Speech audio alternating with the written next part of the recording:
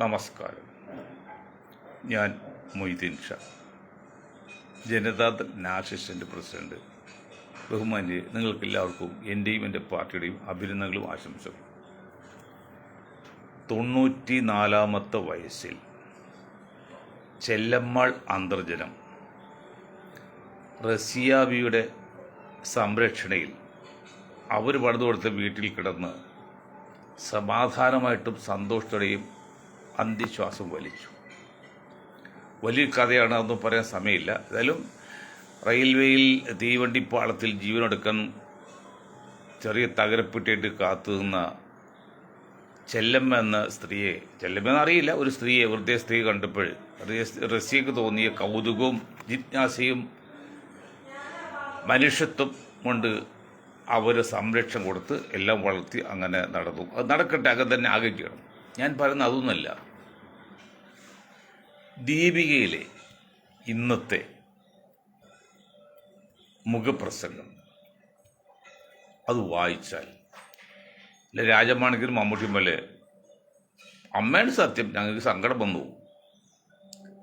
എന്താ കാര്യം അറിയുമോ? ആദ്യമായിട്ട് മുസ്ലിങ്ങൾ മനസ്സിലാക്കേണ്ട ഒരു കാര്യം, ഇന്ത്യയിൽ മുസ്ലിമിന് ഒരു ക്ഷീണം സംഭവിച്ചാൽ ക്രിസ്ത്യാനിക്ക് പറ്റുന്നേക്കാൾ നഷ്ടം ക്രിസ്ത്യാനികൾക്ക് ക്ഷീണം പറ്റിയാൽ മുസ്ലിങ്ങൾക്ക് ഉണ്ടാകുമെന്ന ധാരയും ബോധ്യവും ആദ്യമായിട്ട് മുസ്ലിങ്ങൾക്ക് ഉണ്ടാകണം. ഞാൻ ഒരിക്കൽ കൂടി പറയാം, മുസ്ലിങ്ങൾക്കൊരു ക്ഷീണം പറ്റിയാൽ അതിൻ്റെ പാർശ്വഫലം എന്നാൽ ക്രിസ്ത്യാനികൾക്ക് ഉണ്ടാകുന്നതിനേക്കാൾ മോശമായിരിക്കും ക്രിസ്ത്യാനികൾക്കൊരു ക്ഷീണം പറ്റിയാൽ മുസ്ലിങ്ങൾക്ക് ഉണ്ടാകുന്നത്. ഇപ്പോൾ നിങ്ങൾ മനസ്സിലായല്ലോ. അതുകൊണ്ട് ഓരോ മുസൽമാനും ഇന്ത്യയിൽ ക്രിസ്ത്യാനികളെ മനസ്സാവാച കർമ്മണം സഹായിക്കേണ്ട ബാധ്യതയുണ്ടെന്ന് ആദ്യമേ തന്നെ പറയട്ടെ. ഇനി ദീപികയിലെ മുഖപ്രസംഗത്തിന് അതിൻ്റെ പ്രചോദനം സഭ മനസ്സിലാക്കണം. ബ്രിട്ടീഷുകാർ ഇന്ത്യയിൽ വന്ന് ഭരിച്ചല്ലോ, ഡിവൈഡ് ആൻഡ് റൂൾ എന്ന് പറഞ്ഞ് വിഭജിച്ച് ഭരിക്കുക എന്നുള്ളത്. അതാണ് ഇപ്പോൾ സംഘപരിവാർ ചെയ്യുന്നത്. അത് അവർ കുറ്റം പറയുമ്പോഴൊക്കെ അവർക്ക് ബ്രിട്ടീഷുകാർ നിലനിൽപ്പിൻ്റെ പ്രശ്നമാണത്, ഇതുപോലെ ഇവിടെ സംഘപരിവാർ നിലനിൽപ്പിൻ്റെ പ്രശ്നമുണ്ട്. അവർ കുറ്റം പറയാൻ പറ്റില്ല. അതൊക്കെ അവരുടെ പോളിസിയാണ്. അപ്പോൾ ആ പോളിസിക്ക് മറു പോളിസിയെ കണ്ടുപിടിക്കേണ്ടത്. ആദ്യമായിട്ട് ക്രിസ്ത്യൻ സമുദായത്തിൽ വലത് കൈ കൊണ്ട് അരിഞ്ഞു. ഉണ്ടല്ലേ, രണ്ട് കൈ, വലത് കൈയും ഇടത് കൈയും തമ്മിൽ വ്യത്യാസമുണ്ട്. വലത് കൈയുടെ എത്ര ശക്തിയല്ല ഇടത് കൈ. പിന്നെ വലത് കൈ ശക്തി ഇല്ലെങ്കിൽ പിന്നെ ഇടത് കൈ സ്വാഭാവികമായിട്ട് വരും, അത് വേറെ കാര്യം. പക്ഷെ രണ്ട് കണ്ണ് എന്നാൽ തുല്യമാണ്. ഞാൻ കണ്ണിപ്പോൾ എടുക്കുന്നില്ല. വലത് കൈ ശക്തി അത് മുട്ടി പറഞ്ഞു. എങ്ങനെ മുട്ടി പറഞ്ഞു? 20% വരുന്ന 30 കോടിയോളം വരുന്ന മുസ്ലിങ്ങളും 2% വരുന്ന 3 കോടിയോളം വരുന്ന ക്രിസ്ത്യാനികൾ തമ്മിൽ മൊത്തത്തിൽ അകത്തി കളഞ്ഞു. അതിലവർ വിജയിച്ചു. അതിൽ സംഘപരിവാറിൻ്റെ ആ ഒരു തന്ത്രത്തിൽ അറിഞ്ഞോ അറിയാതെയോ സഭ വീണും പോയി. അത് ഞാൻ സഭയെ കുറ്റപ്പെടുത്തില്ല, കാരണം അതിന് പറ്റിയ ചില കാര്യങ്ങളുണ്ട്. അതൊന്നും ഇപ്പോൾ ഇതിലത്ത് പറയാൻ പറ്റില്ല. മറ്റെന്ന് വെച്ചാൽ ഞാൻ നിങ്ങളൊരു കാര്യം പറയും. അപ്പോൾ തിരുവനന്തപുരത്ത് ഏതാനും മാസങ്ങൾക്ക് മുൻപ് 150 ക്രിസ്ത്യൻസ് പങ്കെടുക്കുന്ന ഒരു സൺഡേ പരിപാടി, അതിൽ 15ഓളം ഹിന്ദു തീവ്രവാദികൾ വന്നപ്പോൾ ഇവരെല്ലാം ഓടിപ്പോയെന്നാണ്. ചെറുച്ച പവർ ശാരീരികമായിട്ട് ചേർത്തുകൽപ്പ് ക്രിസ്ത്യൻ സമുദായം ഇല്ല, പ്രത്യേകിച്ച് ഇന്ത്യയിൽ. അവർ കുറച്ച് നയവും ബുദ്ധി ഉപയോഗിക്കുന്നുണ്ട്. ശാരീരികമായിട്ട് വിലപ്പെട്ട പറ്റാത്തതുകൊണ്ട് അവർ അതൊക്കെയല്ല, അവർ ബുദ്ധി ഉപയോഗിച്ച് നടത്ത്. ഓക്കെ. പക്ഷെ മുസ്ലിങ്ങളതല്ല. 150 ക്രിസ്ത്യാനികളുടെ സ്ഥലത്ത് 15 ഹിന്ദു തീവ്രവാദികൾ വന്നപ്പോൾ അവരെല്ലാം ഓടിപ്പോയെങ്കിൽ മുസ്ലിങ്ങളതല്ല. 15 തീവ്രവാദികളുള്ള മുസ്ലിങ്ങളെടുത്ത് 150 തീവ്രവാദികൾ ഹിന്ദുക്കൾ വന്നാൽ അവർ ചേർത്ത് നിൽക്കും. അത് ചരിത്രപരമായ വസ്തുതയാണ്. അപ്പം ആ നിലക്ക് ചെയ്യുന്ന സഹായമുണ്ട്. അതെല്ലാം സഹായം ഒരു പക്ഷേ മുസ്ലിം സമുദായത്തിൽ ഇപ്പോൾ ചില സ്ഥലങ്ങൾ കിട്ടൂല്ലാതെ മനസ്സിലാക്കിയപ്പോൾ അതിൻ്റെ പേരിൽ കൂടിയാണ് മഹാരാഷ്ട്രയിൽ 199 പഞ്ചായത്തിൽ 100 കണക്കിന് ക്രിസ്ത്യൻ ദേവാലയം അനുകൃതമാണ്, പുറമ്പ് കയ്യേറിയാണെന്ന് പറഞ്ഞ് പൊളിക്കാനിട്ടൊക്കെ 3-4 മാസത്തിനകം. അവിടുത്തെ ഇപ്പോൾ ഗവൺമെൻറ് അവിടെ BJP MP MLA പറഞ്ഞറിയോ, ഒരു പള്ളി പൊളിച്ചാൽ 3 മുതൽ 10 ലക്ഷം വരെ കൊടുക്കാമെന്നാണ്. ഇതൊക്കെ കാണുകയും സ്വാഭാവികമായിട്ടും സഭയ്ക്കൊരു മ്ലാനത അല്ലെങ്കിൽ ബുദ്ധിമുട്ടാവില്ലേ? അത് ഒരു മുഖപ്രസംഗം എഴുതിയതിൽ ഒരു തെറ്റുമില്ല, ശരി തന്നെയാണ്. അപ്പോൾ സഭ മനസ്സിലാക്കേണ്ട കാര്യമുണ്ട്. ഇവിടെ മുൻപം വിഷയത്തിൽ സഭയെ തെറ്റിദ്ധരിപ്പിച്ച് കാസയും ക്രിസംഖ്യകളും, സഭയല്ല കുറ്റവാദി, കാസ എന്ന വർഗീയ തീവ്രവാദി ഇസ്രായേലിൻ്റെ കീഴിലുള്ളു. പിന്നെ ക്രിസംഖ്യകളും രണ്ടും മോശമാണ്. അവർ രഹസ്യമായിട്ട് സപ്പോർട്ട് ചെയ്താണ് സഭയെ ഇങ്ങനെ ഒപ്പിച്ചത്. അപ്പോൾ സഭ മനസ്സിലാക്കണം, മുസ്ലിങ്ങൾക്ക് അല്ലെങ്കിൽ വഖഫ് ബോർഡിന് ഇന്ത്യയിൽ ഉള്ളതിൻ്റെ 200 ഇരട്ടി സ്വത്താണ്, 200 ഇരട്ടി സ്വത്താണ് സഭയ്ക്കുള്ളത്. കണക്കൂട്ടല്ലോ, ഞങ്ങളിപ്പോൾ കേസിൽ വന്നതല്ലേ, അതിനുമ്പോൾ ഞങ്ങൾക്കറിയാം, ഞങ്ങൾ പറഞ്ഞില്ല എന്നുള്ളൂ. അപ്പോൾ അതവർ ഏറ്റവും കോസ്റ്റ് എന്ത് വില കൊടുത്തു അതെല്ലാം അവർ ഒഴിപ്പിക്കുകയോ അല്ലെങ്കിൽ നശിപ്പിക്കുകയോ ചെയ്യും. അതുകൊണ്ട് സഭ ചെയ്യട്ടെ. ഞാൻ കുഞ്ഞാക്കാട് പറഞ്ഞ് ഇന്നലെ സൂചിപ്പിച്ചു, കുഞ്ഞാക്കാരെ മിറാൻഡിൻ്റെ കഥ, if I were you I will marry her എന്ന്. അതുപോലെ കുഞ്ഞാക്ക ചെയ്യുന്നിക്കറിയില്ല. ഞാനവർ ക്രിസ്ത്യൻ സഭയോട് പറയണം, മൊത്തത്തിൽ ക്രിസ്ത്യൻ സമുദായത്തോട് പറയണം, നിങ്ങൾ കാര്യം മനസ്സിലാകും. നിങ്ങൾക്ക് ക്രിസ്ത്യൻ സമുദായത്തിൽ ഇന്നും കേരളത്തിലെ പ്രസക്തി ഉണ്ട്, പ്രസക്തമായ ഒരു സമൂഹം അല്ലെങ്കിൽ ജാതി തന്നെയാണ്. നിങ്ങൾ ചെയ്യേണ്ടത് ഇനി ഏതായാലും ഇപ്പോഴത്തെ കണ്ടീഷനിൽ കോൺഗ്രസ്സിൽ ഒരു ക്രിസ്തീയ മുന്നേറ്റം ഉണ്ടാക്കാൻ പറ്റില്ല. കാരണം എല്ലാ നേതാക്കളും മരിച്ചുപോയി, ബാക്കിയും വളർന്നിട്ടുമില്ല. തന്നെയുമല്ല, ക്രിസ്ത്യൻ ആധിപത്യമെന്ന് ഞാൻ പറയുന്നില്ല. നിങ്ങൾ ക്രിസ്ത്യൻസിന് ഒരു പ്രാമുഖ്യമുള്ള ഒരു പ്രസ്ഥാനം ഉണ്ടാക്കണം. ആ പ്രസ്ഥാനം പുതിയ പാർട്ടിയിലേക്ക് പോകണ്ട. കേരള കോൺഗ്രസ് പ്രസ്ഥാനമുണ്ട്, അത് പേര് ജാതിയൊന്നുമില്ലല്ലോ, കേരള കോൺഗ്രസ്സിലുള്ളൂ. ആ കേരള കോൺഗ്രസ്സിൽ ഇന്ന് ജോസഫ് ഗ്രൂപ്പാണി അപ്രസക്തനായിപ്പോയി. ജോസ് കെ മാണിക്കണ്ണൻ്റെ കഴിവില്ല, പ്രായമായില്ല, പക്വതയില്ല. പിന്നെ ഒരു പക്വതയുള്ള ഒരു നേതാവ് ഇന്ന് കേരള കോൺഗ്രസ് ഇല്ല. പക്ഷേ കേരള കോൺഗ്രസ് ശക്തമായി നിന്ന് കഴിഞ്ഞാൽ കേരളത്തിലെ രണ്ടാമത്തെയോ മൂന്നാമത്തെയോ പാർട്ടിയാകാൻ എല്ലാ സാധ്യതയുണ്ട്. ഈ സാധ്യത മുസ്ലിം ലീഗിനുണ്ടായിരുന്നു. അത് ഞാൻ പല പ്രാവശ്യം പറഞ്ഞു, പേര് മാറ്റിയൊരു രീതിയിൽ ചിന്തിച്ചാൽ നിങ്ങൾക്ക് 2ാം സ്ഥാനം വരാം, 1ാം സ്ഥാനം CPM പോവും, അതിൽ 2 3ാമത്തെ സ്ഥാനം വരാമെന്ന് പറഞ്ഞാണ്. പക്ഷെ അവരത് ഇത് മനസ്സിലാക്കുന്നില്ല. മാത്രമല്ല അവരിങ്ങനെ മണ്ടത്തിൽ കാണിക്കുകയാണ്. ഇനി ചെയ്യാനുള്ളത് ക്രിസ്ത്യൻ സഭയോടും ക്രിസ്ത്യൻ സമുദായത്തോടാണ്. നിങ്ങൾ ഒരു കാര്യം മനസ്സിലാക്കണം, ഇപ്പോൾ ഒരു നേതാവിനെ ഒരു ദിവസം ഉണ്ടാക്കാൻ പറ്റില്ല. ഇപ്പോൾ മനോരമ പോലെ ഒരു പത്രം നമ്മൾ ഒരു 10,000 കോടി രൂപയായിട്ട് ഇറങ്ങിക്കഴിഞ്ഞാൽ ശരി, മനോരമ എതിർത്തുള്ളൂ അല്ലെങ്കിൽ മനോരമയുടെ ഒപ്പം എത്ര എന്ന് നടക്കില്ല. It will take more time. അത് വർഷങ്ങൾ, നൂറ്റാണ്ട് പഴക്കമുള്ളതിൻ്റെ പ്രചരണ ശക്തിയാണ്. അത് ഒരു ദിവസം ഉണ്ടാക്കാൻ പറ്റില്ല. അപ്പോൾ ഇനി നിങ്ങൾക്ക് ക്രിസ്ത്യൻ സമുദായം കേരളത്തിൽ ഒരു പ്രബല നേതാവ് അല്ലെങ്കിൽ സമുന്നതനായ നേതാവ് അല്ലെങ്കിൽ സീനിയറായ നേതാവിനെ ഉണ്ടാക്കിയെടുക്കാൻ സാധിക്കില്ല. കേരള കോൺഗ്രസിൻ്റെ പ്രസിഡന്റ് വന്നില്ല, അതൊന്നും അൺഫിറ്റാണ്, പോരാ. നിങ്ങൾക്ക് വേണ്ടി ഞാൻ പറഞ്ഞത്, നിങ്ങൾ തെറ്റിദ്ധരിക്കരുത്, നിങ്ങൾ ബുദ്ധിപൂർവ്വം ചിന്തിക്കുകയും ചെയ്യണം. ഞാൻ ഇന്നലെ പറഞ്ഞ നമ്മുടെ കുര്യൻ സാറിൻ്റെ കാര്യമാണ്. കുര്യൻ സാറ് പക്വതയും പാകതയൊക്കെ 80 വയസ്സുണ്ടൊക്കെ ശരിയാണ്. മറ്റൊരു നേതാവ് വളർന്നു വരെയും അദ്ദേഹത്തെ ഉപയോഗിക്കണം. എങ്ങനെ ഉപയോഗിക്കണം? കോൺഗ്രസ്സിൽ അദ്ദേഹത്തിന് ചാൻസ് ഇല്ല, ആരും അവസരം കൊടുക്കുകയില്ല, കൊടുത്താൽ താക്കില്ല. അപ്പം അദ്ദേഹത്തെ ആ നിലയ്ക്ക് കോൺഗ്രസ്സിൽ നിന്ന് അദ്ദേഹം പുറത്തു വന്നിട്ട് ഇന്നുള്ള സർവ്വ കേരള കോൺഗ്രസ് ഗ്രൂപ്പുകളെയും ഒരു പരിധി ക്രിസ്ത്യൻ ഗ്രൂപ്പുകളെയും സംഘടിപ്പിച്ചിട്ട് അദ്ദേഹത്തിൻ്റെ നേതൃത്വത്തിൽ ഒരു പ്രബലമായ പ്രസ്ഥാനം ഉണ്ടാക്കണം. ഇന്ത്യൻ നാഷണൽ കോൺഗ്രസോട് ഇനി കേരളത്തിൽ വലുതായിട്ട് ചെയ്യാൻ പറ്റില്ല, ഇങ്ങനെയൊക്കെ പോകാൻ പറ്റുള്ളൂ. ആ പ്രസ്ഥാനം ഉണ്ടാക്കുമ്പോൾ വിട്ടുവീഴ്ച ചെയ്തും മനഃശാസ്ത്രമായിട്ട് മുന്നോട്ട് പോകണം. അതെന്താ ചെയ്യേണ്ടത്? 50% ക്രിസ്ത്യൻ സമുദായത്തിന് മെമ്പർഷിപ്പിൽ, ഭാരവാഹിത്വത്തിൽ, സ്ഥാനമാനങ്ങളിൽ, ഒരു 30% മുസ്ലിങ്ങൾക്കും അവരും ക്ഷണിക്കണം, ഒരു 20% ദളിതുകൾക്കും. പണ്ട് മാണിസാറിലിപ്പോൾ ഞാൻ നിർദ്ദേശം വച്ചിട്ടായി, പക്ഷേ മാണിസാർ ചിന്തിച്ചില്ല, അന്ന് വെൽ ടു ഡു ആയിരുന്നു, കുഴപ്പമില്ല. അങ്ങനെ ഒരു ഫോർമുല വെച്ച് അത് പരസ്യമായിട്ട് പറയുകയും സ്ഥാനമാനങ്ങളെല്ലാം പങ്കിടുമ്പോൾ സ്വാഭാവികമായിട്ടും ഈ റേഷ്യോയിൽ ഇപ്പോൾ ഒരു മണ്ഡലം കമ്മിറ്റി ഉണ്ടെങ്കിൽ അത് 50% ക്രിസ്ത്യൻ പ്രാതിനിധ്യം, 30% മുസ്ലിം പ്രാതിനിധ്യം, 20% ദളിത് പ്രാതിനിധ്യം. ബാക്കി ഹിന്ദു സമുദായത്തിൽ വരട്ടെ, വന്നോട്ടെ, കുഴപ്പമില്ല. പക്ഷെ വരാൻ സാധ്യത കുറവാണ്. കണക്കുകൾ ഉദ്ധരിക്കാം. 23% ഈഴവൽ, 80% LDF ആണ്. ഇപ്പോൾ ഇത്തവണ 90% വന്നേക്കാം. 10% നായർ വിഭാഗത്തിൽ വരുന്ന ഇലക്ഷൻ ഒഴി ഒരു 70% സംഘപരിവാറിലേക്കാൾ BJPയിൽ പോവും, NDA പോവും. ബാക്കി അവിടെ നിന്ന് കാര്യമായിട്ട് ഒഴുകാനില്ല. വരുന്നത് നമുക്ക് സ്വീകരിക്കാൻ കുഴപ്പമൊന്നുമില്ല.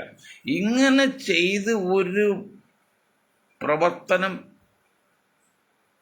സാധ്യമായാൽ കേരള കോൺഗ്രസ്, നിങ്ങൾ കാര്യം മനസ്സിലാക്കണം, 1970 മുൻപ് അല്ലെങ്കിൽ 70 2ാം സ്ഥാനത്തായിരുന്നു ക്രിസ്ത്യൻ സമുദായം. മുസ്ലിം സമുദായത്തിൻ്റെ പുറകെയായിരുന്നു. അത് പോയി ഇപ്പോഴത്തെ അവസ്ഥ നിങ്ങൾക്കറിയാമല്ലോ, ഞാൻ പറയുന്നില്ല.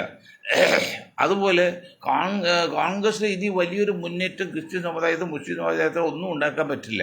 കാരണം അതിൻ്റെ രീതി തെറ്റിയിട്ടുണ്ട്. അതിൽ പലരും ഇപ്പോൾ സംഘപരിവാറിലേക്ക് പോകും ഇന്നലെ നാളെ, ആ രീതിയാണ്. അപ്പോൾ ഒരു പക്ഷേ 2ാമത്തെ അല്ലെങ്കിൽ 3ാമത്തെ പാർട്ടിയായിട്ട് കേരളത്തിൽ വരാം. 3ാമത്തെ പാർട്ടിയിൽ വന്നാൽ ഈ മുസ്ലിം ലീഗ് അപ്രമാണിച്ച് വരുന്നു, അത് 1ാം കക്ഷിയാകാൻ പോകുന്നതിലും ഭയപ്പാട് വേണ്ടെന്നേ. കാരണം മുസ്ലിം ലീഗ് അവരെന്ത് കുറ്റം, അവർക്ക് അതിപ്പോൾ ചെയ്യാൻ പറ്റില്ല. അപ്പോൾ അതുകൊണ്ട് അവരൊരു മറ്റ് സമുദായങ്ങൾക്ക് യാതൊരു കാരണവശാലും ഒരു രീതിയിലും അവർ ഭാരമാവില്ല, ബാധ്യമാവില്ല. കാരണം അത്ര കണ്ട് വിട്ടു ചെയ്ത് അവർ കഴിവ് എന്താണെന്ന് അവർ മനസ്സിലാക്കാതെ മുന്നോട്ട് പോകുന്ന ആനക്കാരുടെ കഴിവില്ലാതെ മുമ്പിൽ. അപ്പോൾ എന്താണ് ചെയ്യേണ്ടത്? ഞാൻ പറഞ്ഞ പോയിന്റ്, കുര്യൻ സാർ ഇന്ന് ജീവിച്ചിരിക്കുന്നതിൽ ഒരു വ്യക്തിയാണ്, ഈ സമുദായ നേതൃത്വം കൊടുക്കുന്ന വ്യക്തിയാണ് കുര്യൻ സാറ്. അതിൽ കോൺഗ്രസ്സുകാരുണ്ട്, മറ്റേ സഭയ്ക്ക് ഇഷ്ടപ്പെടും, മറ്റു വിഷയങ്ങളുമില്ല. പിന്നെ സഭയ്ക്ക് സംബന്ധമായിട്ടുള്ള എന്തെങ്കിലും വ്യത്യാസങ്ങളുണ്ടെങ്കിൽ അത് മാറ്റിവയ്ക്കണം. ആദ്യമായിട്ട് നമ്മുടെ നിലനിൽപ്പ് അത് കഴിഞ്ഞാണ് സഭ വരുന്നുള്ളൂ. നമ്മൾ പറഞ്ഞ ആദ്യം നമ്മൾ മാതൃരാജ്യ ദേശസ്നേഹം, അതിനോടൊപ്പം അല്ലെങ്കിൽ അത് താഴെയാണ് മതവിശ്വാസം വരാവുള്ളൂ. അപ്പോൾ മുസ്ലിങ്ങളെ സംബന്ധിച്ച് അതിനൊപ്പം തന്നെ നിൽക്കണം. അല്ലാതെ അതിനേക്കാൾ വലുത് രാജ്യസ്നേഹമാണെന്ന് പറഞ്ഞാൽ അവൻ മുനാഫിക്കും കാഫറായി പോകും, മുസ്ലിം പുറത്തുപോകാൻ സാധ്യതയുണ്ട്. അതുകൊണ്ട് അവരുടെ വിശ്വാസം ഞാനൊരു മുസ്ലിമാണെന്നുള്ള വിശ്വാസത്തിനൊപ്പം തന്നെ ഞാൻ എൻ്റെ രാജ്യത്തിനോട് കൂറും വേണം, തുല്യമായി ഒട്ടും കുറയാൻ പാടില്ല, ഒന്നൊന്ന് പൂരിതമായി നിൽക്കണം. പക്ഷേ അങ്ങനെ വരുമ്പോൾ വിട്ടുവീഴ്ച ചെയ്ത് നിങ്ങൾ ചെയ്ത് ഒരു മുന്നേറ്റം ഉണ്ടായാൽ ഈ വരുന്ന 2026 തെരഞ്ഞെടുപ്പിൽ തന്നെ അതിൻ്റെ ഫലം കിട്ടും. ഇനി 5-6 മാസം കഴിഞ്ഞ് നടക്കുന്ന പഞ്ചായത്ത് ഇലക്ഷൻ പറ്റും. അപ്പോൾ നിങ്ങൾ ആദ്യമായിട്ട് ചെയ്യേണ്ടത് 30% സ്ഥാനമാനങ്ങൾ മുസ്ലിം കൊടുത്തുകൊണ്ട് അവർ നിങ്ങൾ ഉൾക്കൊള്ളണം. എന്നിട്ട് അവരുടെ കെയർ ഓഫ് വരും. ഇപ്പം എന്താ കുഴപ്പം വെച്ചാൽ മുസ്ലിം സമുദായത്തിൽ കോൺഗ്രസ്സിൽ മുൻതൂക്കം, അതായത് നേതൃത്വ നിരയിൽ 2ാം സ്ഥാനം കാണാൻ പറ്റുള്ളൂ ഇന്നത്തെ കണ്ടീഷനിൽ. 1ാം സ്ഥാനം കിട്ടാൻ സാധ്യത കുറവാണ്. മുസ്ലിം എന്ന ലീഗ് ആയതുകൊണ്ട് അതിൽ 1ാം സ്ഥാനം ഒരിക്കലും വരാൻ സാധ്യതയില്ല പാർട്ടി ലെവലിൽ. അപ്പോൾ അത് വരുമ്പോൾ മുസ്ലിങ്ങൾ ഒഴുകും. എന്നാൽ ക്രിസ്ത്യൻ സമുദായത്തിൽ നിന്ന് അവരുടെ മുൻതൂക്കം കുറേയില്ല.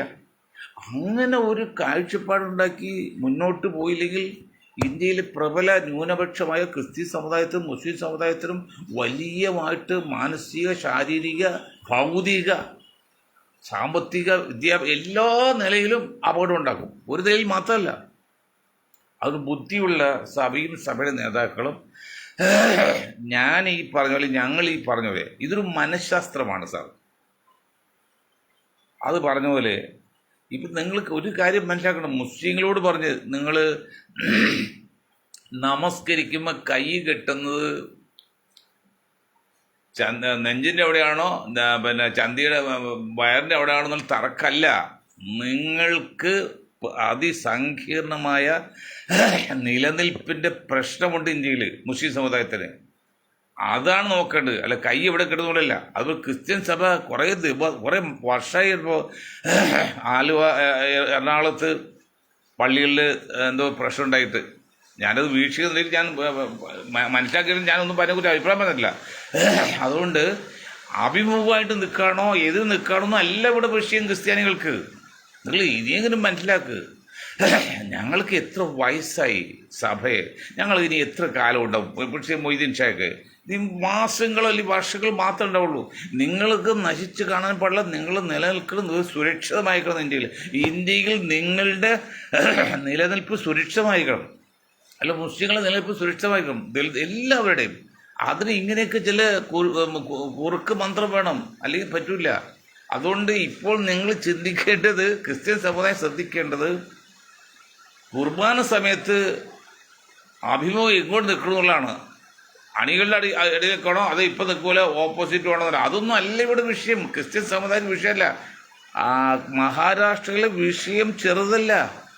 നിങ്ങളുടെ കയ്യിലുള്ള സ്വത്ത് ഇത്രയുണ്ട്, അതിൽ കണക്കെടുക്കേണ്ടി വരുമെന്ന് കേസിൽ ഏകുമെന്നൊക്കെ വെറുതെ വന്നല്ല. അതൊക്കെ വളരെ അർത്ഥതലങ്ങളുണ്ട്. അതിന് കൂട്ടാൻ വേണ്ടി ഇസ്രായേലിൻ്റെ കെയർഫുൾ കാസ എന്ന സംഘടന, പിന്നെ കുറേ ക്രിസംഖികൾ. ഇനി ക്രിസംഖികൾ എന്ന് പറയുന്ന സംഘപരിവാറായിട്ട് ക്രിസ്ത്യാനി എത്രയൊക്കെ വന്നാലും കേരളത്തിൽ വലിയ നേട്ടം ഉണ്ടാവില്ല. ഞാൻ ഒരു ഉദാഹരണം പറഞ്ഞുതരാം, അപ്പോൾ നിങ്ങൾക്ക് മനസ്സിലാവും. ഇപ്പോൾ ഷോബി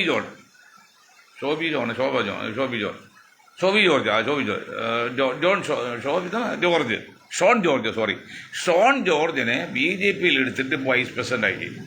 അത് തന്നെ ഒതുക്കിൽസാണ്. കാരണം അപ്പനെ എടുക്കാത്തതിലേക്ക് ജനറൽ സെക്രട്ടറി സ്ഥാനം കൊടുക്കണ്ടേ? വൈസ് പ്രസിഡന്റ് എന്ത് സ്ഥാനമുള്ളത്? ഇപ്പോൾ അബ്ദുൽകുട്ടി ദേശീയ വൈസ് പ്രസിഡന്റ് ആണല്ലോ. ആരാണ് ഒരു BJPയുടെ ഒരു ബൂത്ത് പ്രസിഡന്റിനെ പോലും ശക്തിയുണ്ടോ ഈ ദേശീയ വൈസ് പ്രസിഡന്റ്? വൈസ് പ്രസിഡന്റ് സ്ഥാനമല്ലേ. ഇനി ഷോൺ ജോർജിനെ ഇവിടെ പൂഞ്ഞാറിലോ അല്ലെങ്കിൽ കുട്ടനാടോ അതല്ലെങ്കിൽ പാലയിലോ നിർത്തി ജയിപ്പിക്കാനാണ് ഇപ്പോൾ ലിസ്റ്റ് പറഞ്ഞേക്കുന്നത്. 5 പ്രധാന പ്രമുഖ സ്ഥാനാർത്ഥികൾ, 1 ശോഭിയുണ്ട്. എന്തെങ്കിലും കാരണവശാൽ ഷോബി ജോൺ കേരളത്തിൽ നിന്ന് BJP സ്ഥാനാർത്ഥി ജയിക്കാൻ സാധ്യതയുണ്ട്. എന്തെങ്കിലും കാരണത്താൽ അത് ഷോബി ജോണിന് കുഴപ്പമില്ല, BJPയുടെ കുഴപ്പമില്ല. അതാണ് ചരിത്രപരമായ പശ്ചാത്തലമാണ്. ഇപ്പം ഞാൻ മൊയ്തീൻ ഷാ, ഞാൻ നാളെ BJP ചേർന്ന് മുസ്ലിം ഭൂരിപക്ഷമുള്ള മേഖല എന്നെ നിർത്തി ഞാൻ ജയിക്കുമോ? ഹിന്ദു ഭൂരിപക്ഷമുള്ള മേഖല ഞാൻ നിർത്തി ഞാൻ ജയിക്കുമോ? ഇനി ക്രിസ്ത്യൻ ഭൂരിപക്ഷം നിർത്തി ഞാൻ ജയിക്കുമോ? എന്താ കാരണം? ഞാൻ ക്രിസ്ത്യാനിയല്ല, അപ്പോൾ അവിടെ നിന്നൊരു വലിയ പ്രസക്തിയില്ല. മറ്റൊരു ഞാൻ ഹിന്ദു അല്ല, അവിടെ നിന്ന് പ്രസക്തി. ഇപ്പോൾ ഞാൻ മുസ്ലിമാണ്, പക്ഷേ അവിടെ കാലം BJPക്ക് മുസ്ലിങ്ങൾ നല്ല 1% വോട്ടില്ല, പിന്നെ എങ്ങനെ ജയിപ്പിച്ചെടുക്കാൻ പറ്റും? അതുകൊണ്ട് BJPക്ക് പറ്റുന്ന മഹാ അപകടങ്ങളിൽ ഒന്ന് ഈ പ്രാസ ഒപ്പിക്കലാണ്. അപ്പോൾ അതുകൊണ്ട് എന്ത് പറ്റും? തൊമ്മൻ അഴിയുമ്പോൾ ചാണ്ടി മുറുകും തുറമ്പലാണ്. അതുകൊണ്ട് വർഷങ്ങളായി BJP പ്രവർത്തിച്ച 100 കണക്കിന് 1000 കണക്കിന് 10,000 കണക്കിന് പ്രവർത്തകർ തല്ലുകൊണ്ട് ജയിലിൽ കിടന്നും വളർന്ന് ആരോഗ്യം പോയി അസുഖം വന്ന് സമ്പത്ത് നഷ്ടപ്പെട്ട 100 ആൾക്കാർ എനിക്കറിയാം. എൻ്റെ ഒരു സുഹൃത്താണ് സത്യൻ, അവിടെ എൻ്റെ നാട്ടിലോ തന്നെ സത്യൻ മരിച്ചു കഴിഞ്ഞോ, ഒന്നും ആയില്ല, ഒരു പഞ്ചായത്ത് മെമ്പർ പോലും ആകാൻ പറ്റില്ല. BJPയിൽ ആ ജീവിതം മുഴുവൻ കളഞ്ഞത്, അവസരം മരിച്ചു പോയി. അങ്ങനെ 10,000 ആൾക്കാർ. ആ നിലക്കാട് ഇന്നലെ വന്ന് ഒരു അച്ചാനെ വിളിച്ച് സർവ്വ സ്ഥാനം കൊടുത്താൽ അവർക്ക് സഹിക്കാൻ പറ്റുമോ? പക്ഷെ അതെന്തോ BJP കാണുന്നില്ല. BJPയുടെ ആ ഒരു ക്ലിക്ക് മനഃശാസ്ത്രം ചിന്തിച്ചാൽ ശരിയല്ല. അത് ചെയ്തിട്ട് അവരുടെ ഇഷ്ടമാണ് ചെയ്യട്ടെ. അപ്പോൾ എന്ത് ചെയ്യണം? ക്രിസ്ത്യൻ സമുദായം ഇതിനെക്കുറിച്ച് ചിന്തിച്ച് ഇങ്ങനൊരു അതുണ്ടാക്കി നില ക്ലിയറാക്കണം. അല്ലെങ്കിൽ പണം ഉണ്ടായതുകൊണ്ടോ വലിയ ഉന്നത ബിൽഡിംഗ് ഉണ്ടായതൊന്നും ഒരു കാര്യമില്ല.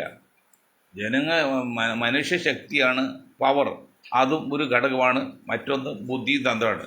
ബുദ്ധിതന്ത്രമൊക്കെ ഉണ്ടായത് സഭയ്ക്കും സഭയ്ക്കും. പക്ഷെ അത് ഈ അടുത്ത കാലത്ത് എന്തോ അമിതമായ പണത്തിൻ്റെ ഒഴുക്കുണ്ടായതറിയാം. ആ ബുദ്ധി അങ്ങോട്ട് വേണ്ടത്ര ഫലിക്കുന്നില്ല.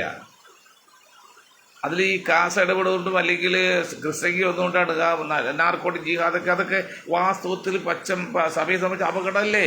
സഭയെ സംബന്ധിച്ച് അല്ലെങ്കിൽ ക്രിസ്ത്യാനെ സംബന്ധിച്ച് ഇന്ത്യയിൽ 20% വരുന്ന 30 കോടി വരുന്ന മുസ്ലിങ്ങളെ ഒരു കക്ഷലും മിത്രമാക്കിയാലും ശത്രുവാക്കരുത്, ശത്രുപക്ഷത്ത് നിർത്തരുത്. അത് നിങ്ങൾക്ക് ഒരിക്കലും വിജയിക്കില്ല.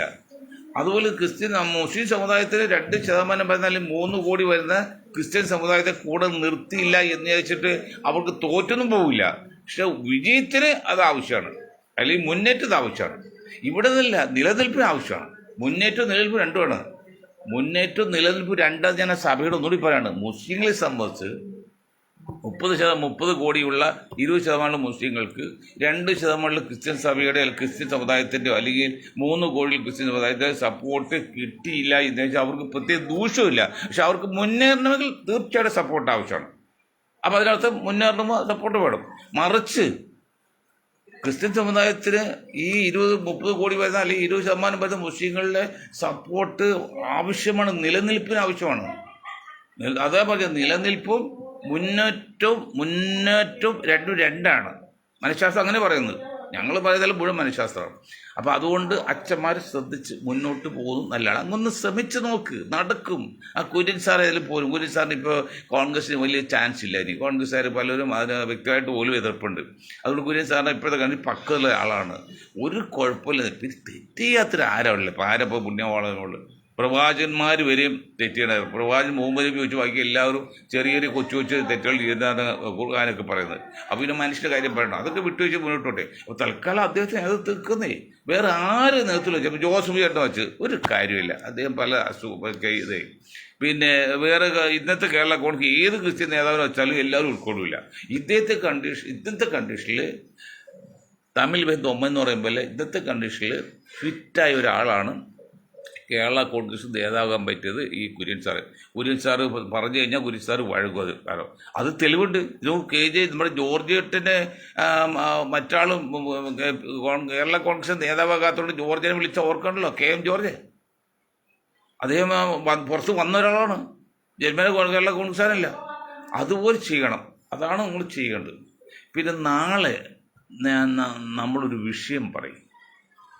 അത് സെപ്റ്റംബർ മാസം, എന്നിട്ട് ആഗസ്റ്റ്, അടുത്ത ജൂലൈ കഴിഞ്ഞ് ആഗസ്റ്റ് സെപ്റ്റംബർ മാസം ഇന്ത്യയെ സംബന്ധിച്ച് അതിനിർണായകമായ ഏത് പൊളിറ്റിക്കലി അല്ല, വേറെ ഒന്നുമില്ല, പൊളിറ്റിക്കലി അതിനിർണായകമായ ഒരു സംഭവം നടക്കും സെപ്റ്റംബർ. അതെന്താണെന്ന് നാളെ പറയാം. ഇതൊക്കെ കേട്ട് കഴിഞ്ഞാൽ നിങ്ങൾ വളരെ ചുരുങ്ങിയ വിഭാഗം ആൾക്കാർ മാത്രം ഇത് സബ്സ്ക്രൈബ് ചെയ്ത് കാണുന്നില്ല. നിങ്ങളെല്ലാവരും അറിയിക്കണം, ഇതൊക്കെ ലോകം അറിയട്ടെ. എൻ്റെ ഈ ചാനൽ ലോകം മുഴുവൻ പോകുന്നതാണ്. അമേരിക്കയിൽ, ലണ്ടനും ബ്രിട്ടനൊക്കെ നമ്മുടെ ആൾക്കാരുണ്ട്, വിളിക്കുന്ന മെസ്സേജൊക്കെ ഉണ്ട്. ലോകം മുഴുവനാണ്, കേരളത്തിലൊക്കെ ഉണ്ട്. ചെറിയ ചാനലല്ല ഇത്, പൈസ കൊണ്ട് ചാനലല്ല, രാഷ്ട്രീയ വിലയിരുത്തലാണ്, നിഷ്പക്ഷമായ വിലയിരുത്തലാണ്. അതുകൊണ്ട് ഇത് കേൾക്കുന്ന എല്ലാവരും പരമാവധി മറ്റുള്ള അറിയിക്കുക, അത് നല്ല കാര്യമാണ്. അപ്പം നാളെ ഞാൻ ആ വിഷയത്തെ പറയും. പിന്നെ നിമിഷപ്രിയയുടെ വിഷയമാണ് ഇപ്പം നിൽക്കുന്നത്. ഇന്നലെ നമുക്ക് പറഞ്ഞ് ചർച്ച മുഴുവൻ അതാണ്. ആ പെൺകുട്ടിയുടെ കാര്യത്തിൽ വലിയ ഒരു സങ്കടമാണ്. ഇപ്പം കാന്തപുരം ഇടപെട്ടാൽ പോലും അതിന് സാധ്യത കുറവാണ് എന്നാണ് ഞങ്ങളുടെ മനഃശാസ്ത്ര ദൃഷ്ടിയുള്ള വിലയിരുത്തൽ. രണ്ടുമൂന്ന് കാര്യങ്ങൾ. അതിന് കാരണം ഇരുമ്പിനെ സൃഷ്ടിച്ചപ്പോഴും മരം ചെന്ന് പരാതി പറഞ്ഞു. അപ്പോൾ ദൈവം പറഞ്ഞ് നിന്നെ നശിപ്പിക്കാൻ നീ തന്നെ കാരണമാവുമെന്ന് പറഞ്ഞു, അല്ലെങ്കിൽ നിങ്ങളെ നശിപ്പിക്കാൻ നിങ്ങൾ തന്നെ കാരണമാവുമെന്ന് പറഞ്ഞു. കാരണം ഏത് ഇരുമ്പിൻ്റെ ആയുധത്തിനും മരമാണല്ലോ പണ്ട്. ഇപ്പോൾ ഇല്ല ഈ പിടി അല്ലെങ്കിൽ ഹാൻഡിലിടുന്നത് എന്ന് പറഞ്ഞ പോലെയാണ്. മരം വെട്ടാവുന്ന കോടാലിക്ക് കൈപ്പിടി അതാണ് മരമല്ലേ എന്നുപോലെ. അത് കേരളത്തിലെ ചില കുബുദ്ധികൾ ആരൊക്കെ ഞാൻ പറയുന്നില്ല. ചില പറയും ക്രിസംഖ്യ എന്ന് പറയും, ചില കാസയെന്ന് പറയും, ചില സംഖ്യ എന്ന് പറയും, ചില മറ്റേ ജമാഅത്താരെന്നൊക്കെ പറയും. അതൊന്നും അല്ല പറയുന്നത്, കേരളീയരാണ് കാരണം നേരിട്ട് സംസാരിക്കാൻ പോലും അവസരം കിട്ടാതെ ഇരുന്ന ഒരു കുടുംബത്തോട് സംസാരിക്കാനുള്ള സാഹചര്യം ഉണ്ടാക്കിയത് കാന്തപുരം ഇടപെട്ടുകൊണ്ടും അവിടുത്തെ ഏറ്റവും വലിയ സൂഫീര്യനായ അദ്ദേഹം ഇടപെട്ടുകൊണ്ടാണ്. കേരള ഗവൺമെൻറ്റോ കേന്ദ്ര ഗവൺമെൻറ്റോ അല്ലെങ്കിൽ കേരള ഗവർണറോ ഉമ്മൻചാണ്ടി മകനോ ഇടപെട്ടില്ലെന്ന് ഞാൻ പറയില്ല. അവരെല്ലാവരും അവരുടെ രീതിയിൽ ഇടപെട്ടുണ്ട്. അതൊക്കെ നല്ലതുമാണ്. പക്ഷെ അവസാനം ഈ സംസാരിക്കാൻ അവസരം കിട്ടിയത് ഈ കാന്തപുരത്തിൻ്റെ ഇടപെടലാണ്. കാന്തപുരത്തിന് ഞാൻ പറയും, കാന്തപുരത്ത് എല്ലാ അഭിപ്രായത്തിലും നമുക്ക് യോജിപ്പൊന്നുമില്ല. പക്ഷേ ഇക്കാര്യത്തിൽ പുള്ളിയെ കുറ്റപ്പെടുന്നത് മണ്ടത്തരാണ്. പക്ഷെ ഇതിനിടയിൽ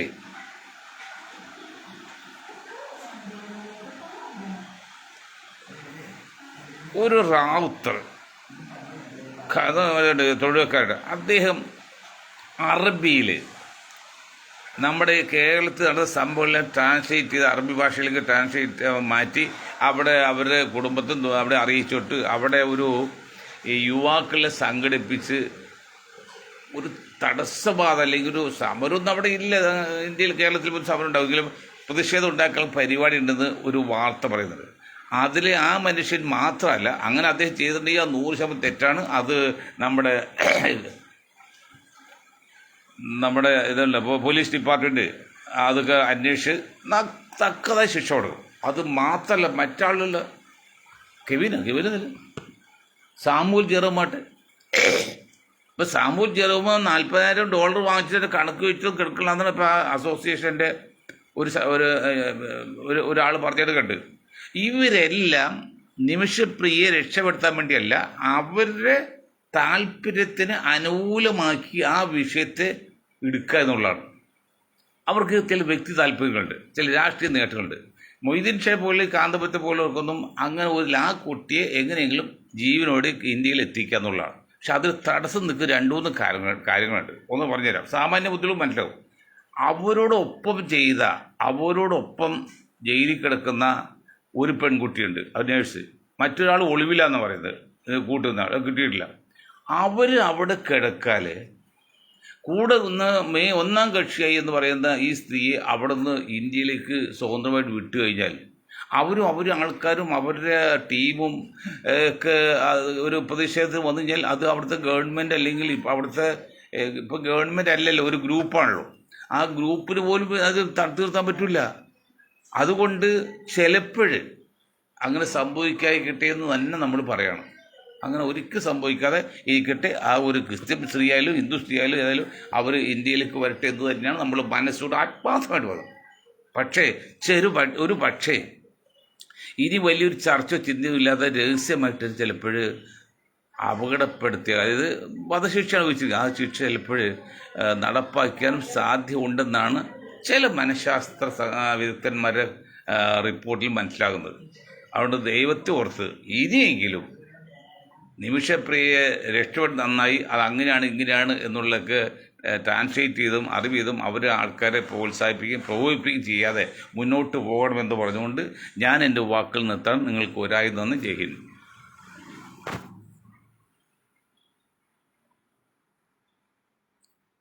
ഹക്മൻ ദമാം ഇസ് വാച്ചിങ്.